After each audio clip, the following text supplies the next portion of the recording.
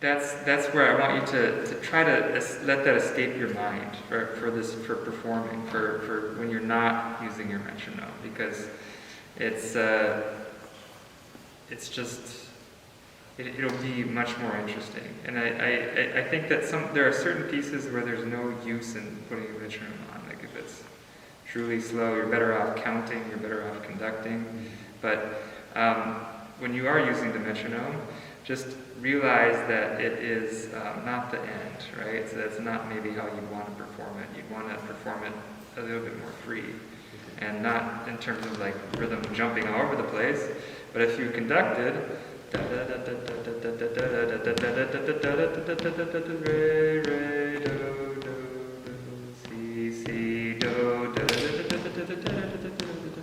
there could be a slight gradual variation happening between if you're starting to move a little bit faster or a little bit slower. It's not much, but it definitely makes it feel very natural. Let's start from the beginning and start very piano, and let's start bright, and let's save the warmer sounds for a little bit later. So we're going to start kind of here. Right?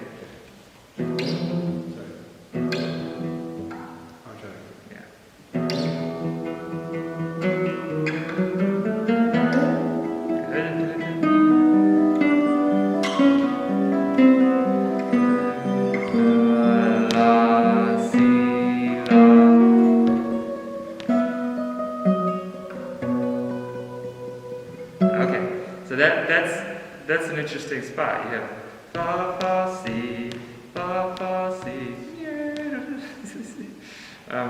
So right when you get there, it really seems like this is growing into that, and you're backing off.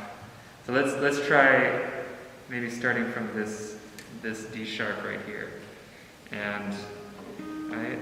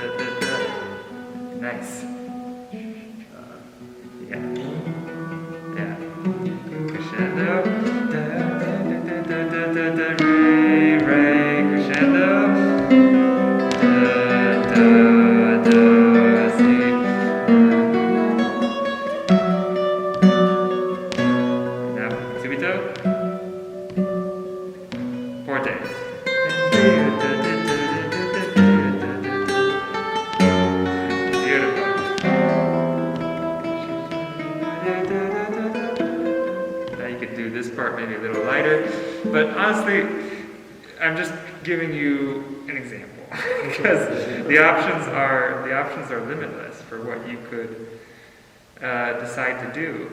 But really, all these elements in music that you're dealing with,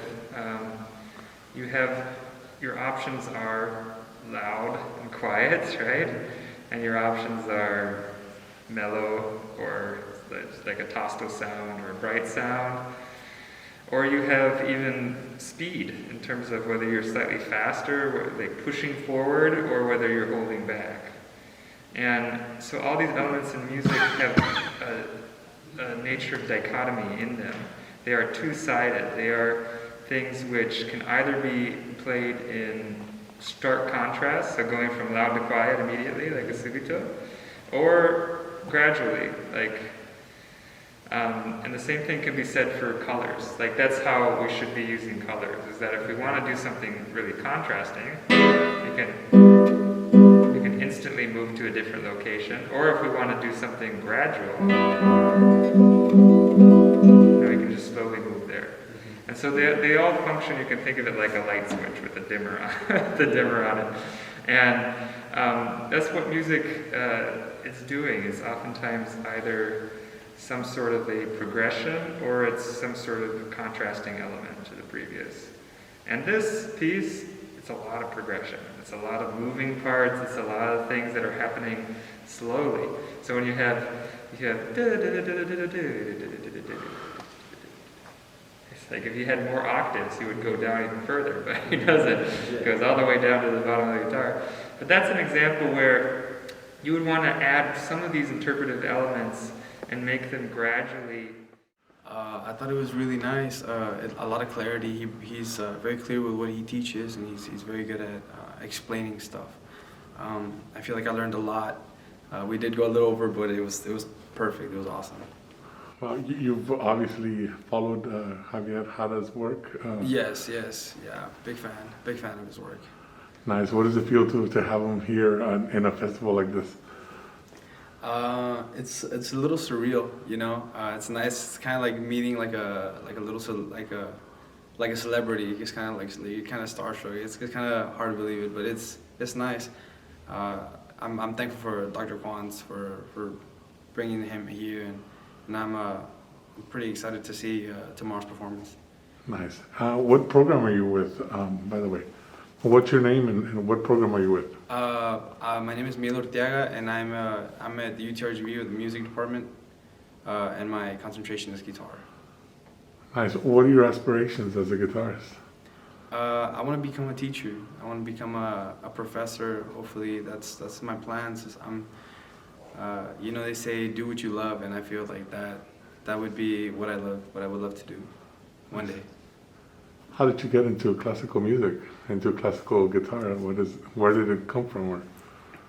It started off in high school. I always wanted to play guitar. It was something that I always wanted to do since I was a kid. And started off in high school. I got the opportunity to learn guitar thanks to the high school programs, and I just fell in love with the instrument. And then one day I saw my teacher, and I just realized, like, man, he's so proud of his students. He's proud he helped them get to where they are, and that's something I wish I could feel. Or that's an accomplishment that I've been wanting to get through for the rest of my life. So. Nice. What piece were you working on right now? What is the? Did you choose the song? Did you? Yes, I chose the song. The song is called El Colibri by Julio Sagreras. I believe he wrote it for his daughter. Nice, very nice. So you're looking forward to him playing tomorrow night? I'm so looking forward for that. I'll be here, and I'll bring in friends and family.